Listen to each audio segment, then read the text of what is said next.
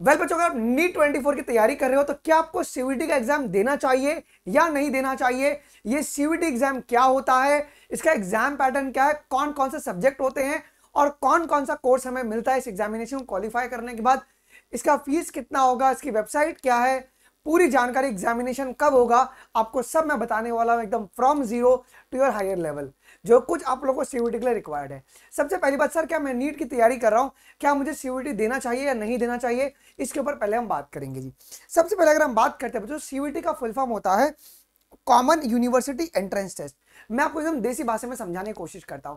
समझिए, apart from medical sciences, अगर आपको बीएससी करना है जूलॉजी में या बॉटनी में, या अगर आपको बीए करना है, बीटेक करना है किसी अलाइड यूनिवर्सिटी से, जैसे कि आपके पास दिल्ली यूनिवर्सिटी हो गया, बीएचयू हो गया या एएमयू हो गया, तो आपको सीयूईटी के एग्जामिनेशन को अच्छे से क्वालिफाई करना पड़ेगा। इसके अंडर में जो जो कॉलेजेस आते हैं उनकी क्राइटेरिया को अगर आप मीट कर पा रहे हो या नहीं। अब ये क्राइटेरिया कैसे, तो सीयूईटी का जो नंबर होता है उसके बेसिस पे आपका क्राइटेरिया डिसाइड होता है। अगर आप मीट कर पाओगे तो आपको उस यूनिवर्सिटी में आपको एडमिशन मिल जाएगा, उसके अंदर जो भी कॉलेजेस आते हैं वहां पे आपको एडमिशन मिलता है। ठीक है, ये हो गया। अब इसका डिमांड बहुत बढ़ गया। अब ये सीयूईटी का एग्जाम कंडक्ट कौन करवाता है? ये कंडक्ट कराता है आपका एनटीए, जो आपका नीट का एग्जामिनेशन कंडक्ट कराता है, वही सीयूईटी का भी एग्जाम कंडक्ट करवाता है। अब देखो, यहां पर जो नंबर ऑफ एस्पायरेंट्स है ना, वो नीट से भी बहुत ज्यादा बैठते हैं।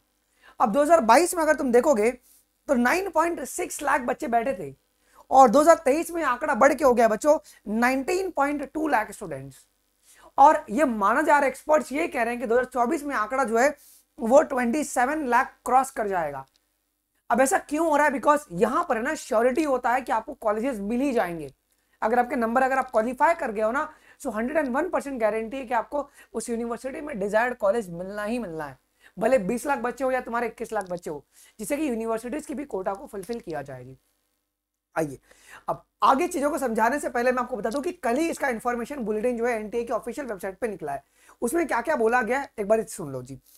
अब यहां पर जो एप्लीकेशन फॉर्म है उसका जो फिलिंग है वो शुरू हो चुका है। अब ये कब से आपका एग्जामिनेशन फॉर्म की फिलिंग शुरू हो गई है? 27 फरवरी, मतलब कल रात से फिलिंग शुरू हो चुकी है, और ये 26 मार्च तक होगी अप टू 11:50 PM।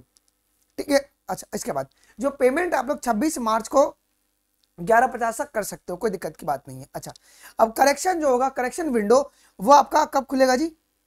28 मार्च से लेकर 29 मार्च, जो आपका अगर कुछ भी करेक्शंस करना होगा तो आप लोग करवा सकते हो जी। इसके बाद किस सिटी में आपका, कहां पे आपका कॉलेज अलॉट हुआ है फॉर एग्जामिनेशन, वो 30 अप्रैल को आपको बताया जाएगा। मतलब शुरू होगा, गारंटी नहीं कि उसी दिन आएगा, उस दिन से शुरू हो जाएगा, कभी भी आपका आ सकता है। इसके बाद एडमिट कार्ड जो है आप लोग सेकेंड वीक ऑफ मई में डाउनलोड कर पाओगे। अब आपका एग्जाम कब है नीट का?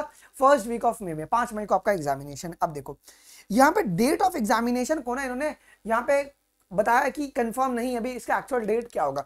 बस ये बोला गया है कि 15 मई से लेके 31 मई के बीचों बीच होगा। क्यों बच्चों? यहाँ पे लिखा गया है ना कि नेशनल इलेक्शन है उस समय, लोकसभा के इलेक्शन है, इसके लिए डेट आपके इनके बीच में होंगे। और ये इसके बाद अब आंसर की जो होगा वो तुम्हारी इन्हीं ऑफिशियल वेबसाइट पे आएगा।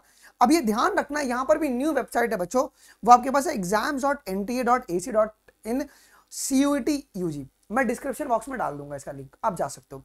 और जो रिजल्ट है वो आपका 30 जून को है, कंफर्म नहीं बट तब तक आ जाएगा। ये है, ये हो गया मोटा मोटी बात। अब एलिजिबिलिटी क्राइटेरिया क्या है? या तो आप 12th पास होने चाहिए या तो आप 12th अपीयर्ड होने चाहिए। ठीक है, ये इसका बस एलिजिबिलिटी क्राइटेरिया रखा गया है।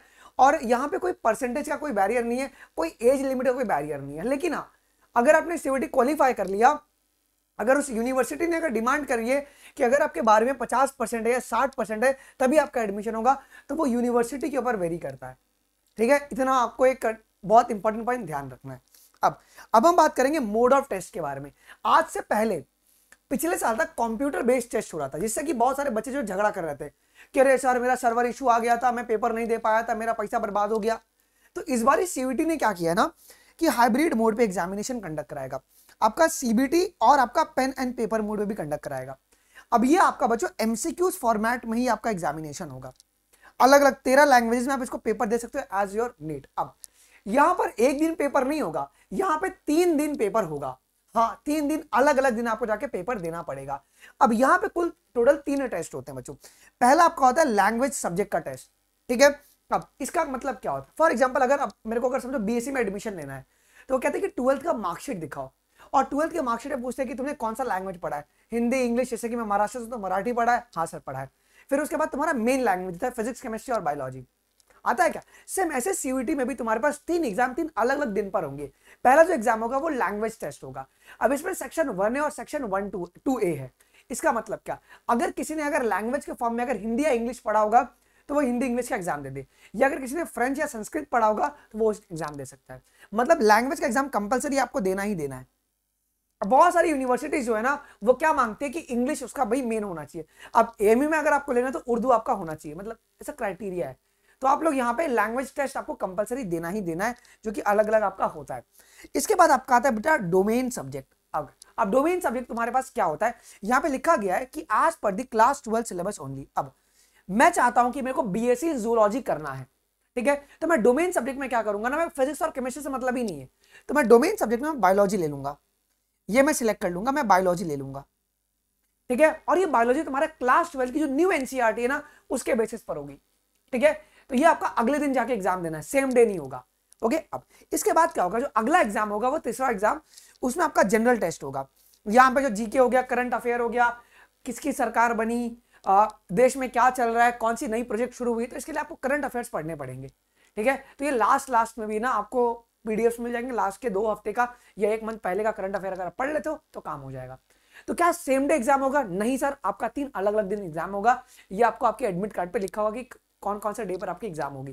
पहला एग्जाम तुम्हारा लैंग्वेज टेस्ट होगा, तुम कोई भी लैंग्वेज हो, इंग्लिश हिंदी कोई भी जो आपने पढ़ा होगा। सेकंड डोमेन, अगर आपको बीएससी इन फिजिक्स करना है तो आप डोमेन में फिजिक्स डाल दो, अगर आपको बीएससी इन केमिस्ट्री करना है तो तुम केमिस्ट्री डाल दो। अब जरूरी नहीं है कि तुम एक ही सब्जेक्ट डाल सकते हो, तुम यहाँ पे ज्यादा मैक्सिमम सब्जेक्ट डाल सकते हो 10 तक। कैसे डाल सकते हो, जैसे कि फॉर एग्जाम्पल मुझे लाइफ साइंसेस करना है तो वहाँ पे केमिस्ट्री बायोलॉजी दोनों की आवश्यकता है, तो मैं डोमेन सब्जेक्ट में केमिस्ट्री और बायोलॉजी दोनों का एग्जाम दूंगा। तो ये आप लोग समझ सकते हो। अब जो रजिस्ट्रेशन है वो इस वेबसाइट पे होगा, मैंने आप लोगों को पहले ही बता दिया है। तो ये 3 आपका अलग अलग दिन आपका एग्जाम होगा। अब देखो, अब यहाँ पे फीस के बारे में अगर हम बात करेंगे तो इसमें ये बोला गया है कि अगर आप 3 ही सब्जेक्ट लेते, 3 सब्जेक्ट में 2 कंपलसरी है। कौन कौन से 2 कंपलसरी बच्चों? एक तो तुम्हारे लैंग्वेज हो गया और तुम्हारा जनरल नॉलेज, और एक जैसे कि तुम्हारा डोमेन सब्जेक्ट। अगर सिर्फ 3 ही सब्जेक्ट अगर है आपके पास तो आपका 1000 होगा। अगर आप उसके बाद अगर अपना सब्जेक्ट बढ़ाना चाहते हो कि केमिस्ट्री भी ऐड करवा दूं, आपको एक्स्ट्रा 400 रुपए देना पड़ेगा फॉर जनरल कैटेगरी। अब यहाँ पे अगर ओबीसी एससी आप या आउटसाइड इंडिया वाले जो देना चाहते हैं उनका ये क्राइटेरिया है, 900 रुपए रहेगा, और एडिशनल अगर वो करवाएंगे तो 375 रुपीज लगेगा, ठीक है। ये बात आप लोगों को ध्यान रखना है, ठीक है। जितना ज्यादा तुम सब्जेक्ट चूज करोगे तुमको उतना ज्यादा पैसा भरना पड़ेगा, ठीक है। तो आप पहले ही सॉर्ट आउट कर लो कि अगर मैं सीयूटी देना चाहता हूं तो मैं सिर्फ बायोलॉजी से दूं या मैं कैसे दूं, ठीक है। ये आपके पास पूरा का पूरा है। तो ये बेसिक चीजें हैं। एग्जामिनेशन पैटर्न भी मैंने आप लोगों को समझा दिया, सिलेबस आपका क्लास 12 का होगा जी, ठीक है। अब बच्चों डेली इसी यूट्यूब चैनल पर 2 बजे हम लोग कंप्लीट बायोलॉजी की मॉक टेस्ट लेते हैं फॉर नीट 2024। ये ऐसा पेपर है ना, ऐसा लगता है कि नीट का ही पेपर तुम दे रहे हो। अगर तुमको विश्वास नहीं हो रही है, ऑलरेडी हमने 7 पेपर ले चुके हैं, रिकॉर्डिंग तुम देख सकते हो। Statement, assertion, reason, diagram, maths the column, हर एक टाइप के क्वेश्चंस होते हैं। और डेली तुम्हारी शाम को 6 बजे आपके चैप्टर वाइज टेस्ट है। आज शाम को हम लोग एनाटॉमी और फ्लावरिंग प्लांट के 150 एमसीक्यूज करने वाले हैं, तो जरूर से आप लोग इधर भी आइएगा। बहुत एंजॉय करके हम लोग एक एक क्वेश्चंस को डिकोड करते हैं, एक एक लाइन से एनसीईआरटी की हम लोग क्वेश्चंस को सॉल्व करते हैं जी। अगर इसमें कुछ भी अगर डाउट होगा do let us know in the comment section. अभी इसके ऊपर तो और लंबी वीडियो बन सकती है, बट अभी के लिए आपको उसकी आवश्यकता नहीं है। कुछ भी डाउट रहेगा सीयूटी के लिए तो मुझे कमेंट में बताइएगा, और फोकस करो नीट के ऊपर, और जिसको देना है वो फॉर्म भर सकता है जी, ठीक है। मिलते हैं अगले वीडियोज में। थैंक यू, जय हिंद, बाय बाय।